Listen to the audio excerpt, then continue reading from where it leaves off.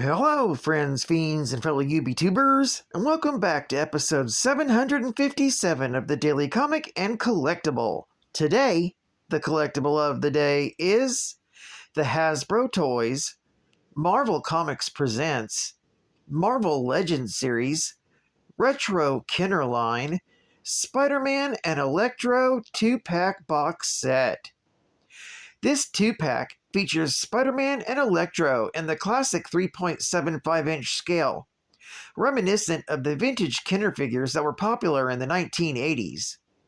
The figures maintain that bold, colorful design and simpler detailing of the original toys, capturing the essence of those beloved figures from the past. Spider-Man is depicted in his iconic red and blue costume, with webbing details, while Electro features his classic green and yellow outfit with electric effects. Both figures maintain the retro aesthetic, featuring a more minimalistic design that captures the look of the original figures. The figures come in vintage-inspired packaging that mirrors the classic Kenner packaging designs, complete with bright colors and bold graphics. The packaging not only evokes nostalgia, but also makes the set perfect for displaying in its box. This Kenner Retro 3.75-inch action figure 2-pack is perfect for fans of Spider-Man and Electro, as well as collectors who have a fondness for vintage-style toys. The set blends the charm of the original Kenner figures with modern detailing and articulation, offering a unique and nostalgic addition to any Marvel or retro toy collection. This retro-style package 2-pack figure set was released in 2020 by Hasbro Toys. Now, the comic of the day is Web of Spider-Man, Volume 1, issue number 83, with the cover date of December 1991, with story by Kurt Busiek, art by Chris Marinan, and cover by Chris Marinan. This story is titled Entrepreneurs. The story opens with Bob Robbins, a marketing executive who's over his head with bills, worrying about finding the next big thing that will prevent him from going out of business, when he suddenly sees Spider-Man swing past his window. It's then that Bob decides to try and sign Spider-Man up, hoping the masked hero is the miracle that he needs. Rushing out of his office, he hopes to catch the wall crawler and pitch his idea to the hero. At that moment, an armored criminal calling himself Hypertron 1.0 is committing a bank robbery. The robbery is interrupted by Spider-Man, prompting Hypertron to enter battle mode to try and fend off the hero. Getting advice from somebody remotely, the inexperienced Hypertron is no match for Spider-Man. When the hero ambushes him, Hypertron knocks him into a nearby alley. As he recovers, Spider-Man is approached by Robbins, offering his services. The wallcrawler finds this sudden interruption absurd and tells Robbins to get to safety before continuing his pursuit of Hypertron. Hypertron tries to fly away with his stolen money, but the web-slinger is quickly gaining on him. Unwilling to pass up the opportunity of representing Spider-Man, Robbins follows after the pair in his car. While trying to flee, Hypertron is forced to dump the money, forcing Spider-Man to stop and recover the stolen cash. This allows Hypertron to escape into a nearby alley. Unfortunately for the novice, he's ambushed by Bob, who waits for Spider-Man to show up. Hearing Bob's pitch a second time, Spider-Man declines it again and leaves. With Hypertron webbed up, Bob decides to initiate a different scheme by taking the villain's armor for his very own use. However, unknown to both Bob and Spider-Man, Hypertron was being directed by two failed AIM scientists who had designed the armor.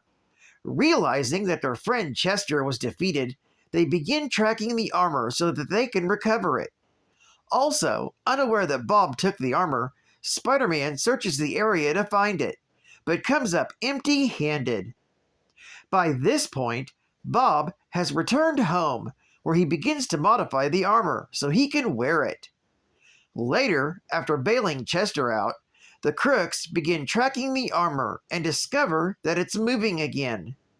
This is because Bob has put on the armor and has begun testing it out. As he flies over his neighborhood, Bob is exhilarated by the experience and starts trying to figure out what to call himself. Later that evening, Peter Parker and his wife, Mary Jane, have come by Aunt May's home for dinner. However, Peter can't help but think about Bob's offer. It reminds Peter about how he entered show business after he first got his powers, and how his lack of responsibility led to the death of his Uncle Ben. His thoughts are suddenly interrupted when a news report about Bob flying around the city appears on television, prompting Peter to rush off to stop him. Quickly changing into Spider-Man, Peter catches up with Bob as he's being attacked by the scientists trying to get their armor back. Spider-Man comes to Bob's aid, but is soon incapacitated by the scientists. Even though Bob is inexperienced with his new armor, he helps the wall crawler by overloading their weapons. With the scientists wrapped up, Spider-Man tells Bob that he has to turn over his armor, as it's evidence of their crimes. Bob protests this at first, but eventually relents. He later has to call his wife to get picked up. When she complains about their mounting bills, Bob tells her that they won't have to worry about money for much longer, as he kept a copy of the designs for the Hypertron armor.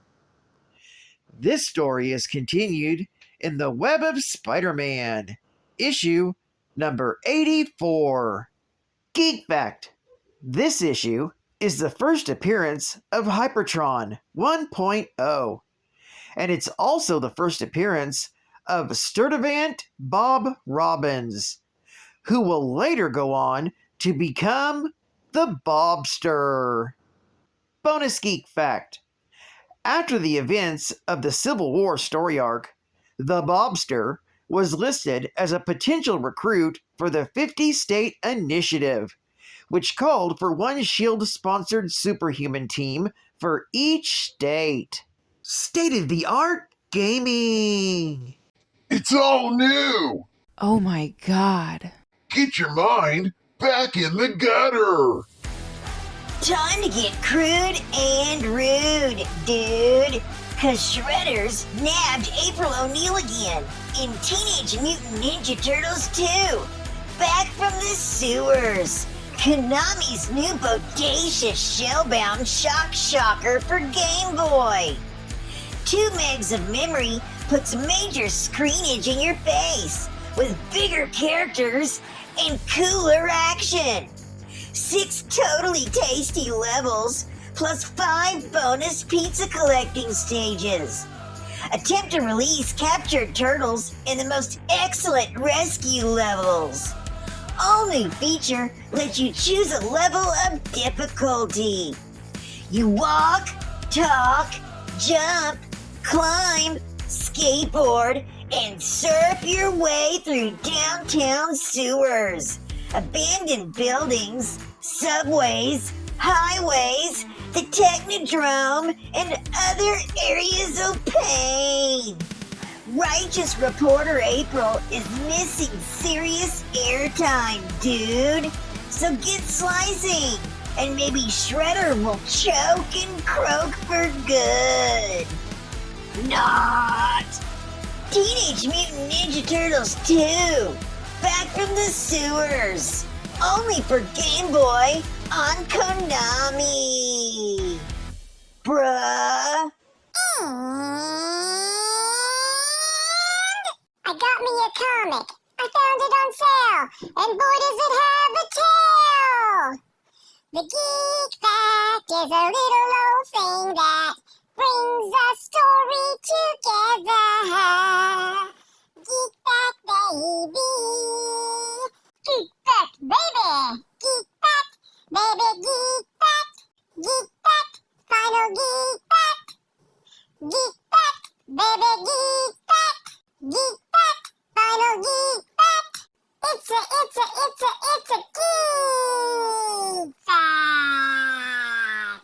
Myron and Timmy were former scientists who developed weapons for AIM before supposed cutbacks.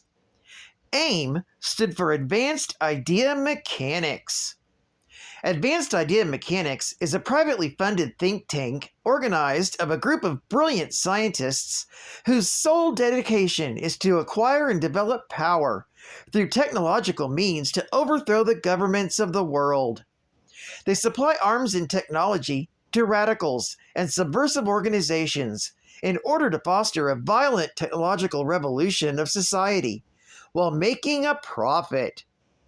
Originally, AIM was part of Hydra, specifically as a branch of them, but it split off from Hydra following Baron Strucker's original demise.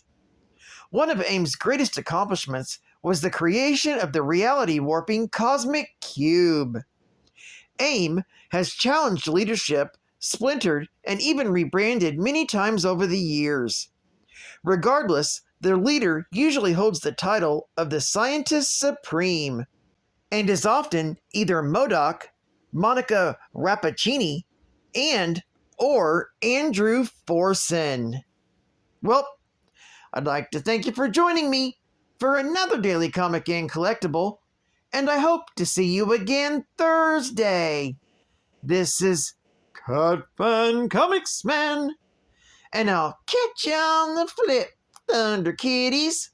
Over and out.